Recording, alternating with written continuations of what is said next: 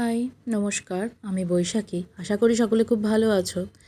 তো বাসে ঠেলাঠেলি করে আজকে আমার ভাগ্যবশত আমি বাসে সিট পেয়েছিলাম।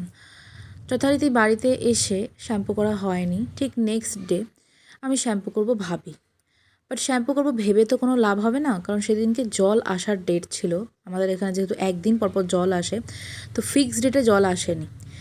আমি অফিস যাব, শ্যাম্পু করব, শ্যাম্পু করে অফিস যাব। আমার অফিস যাওয়াই হলো না। আমি অফিসের টিফিন গুছিয়ে নিলাম, আমার জন্য লাঞ্চ, আমার হাজব্যান্ডের জন্য আলাদা লাঞ্চ বানিয়ে ফেললাম। রান্নাবান্না হয়ে গেল সব কিছু 10টার মধ্যে, স্টিল জল আসলো না। মানে সকাল 6টার থেকে আমি 12টা অবধি জলের জন্য অপেক্ষা করছি। দেন আমি জানতে পারি জলই আসবে না। ফাইন, আমার অফিস যাওয়া ক্যান্সেল হয়ে যায়। আমার 11টা থেকেই কিছু কল বা মিটিং ছিল, যেগুলো আমি ঘরের থেকেই করতে শুরু করি। ঘরের থেকে এগুলো করার পরে আমি ডিসাইড করলাম অনেক হয়েছে, আমি আমার হেয়ার কাট করব।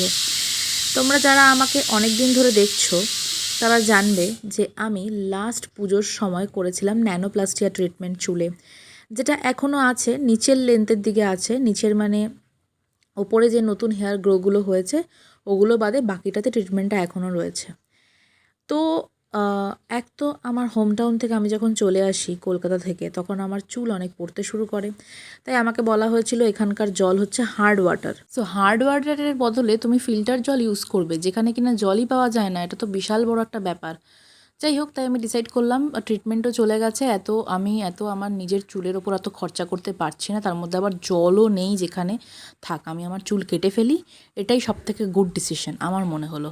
চুল কেটে ফেলো, ঝামেলাই নেই। যেখানে শ্যাম্পু আমি সপ্তাহে একদিন করবো বলে জল পাই না, আর সেখানে নাকি আমি ট্রিটমেন্ট বাঁচাবো, সেখানে নাকি আমি ফিল্টার জল ইউজ করব চুলে, আবার আমি এত দামি দামি প্রোডাক্ট ইউজ করব। থাক,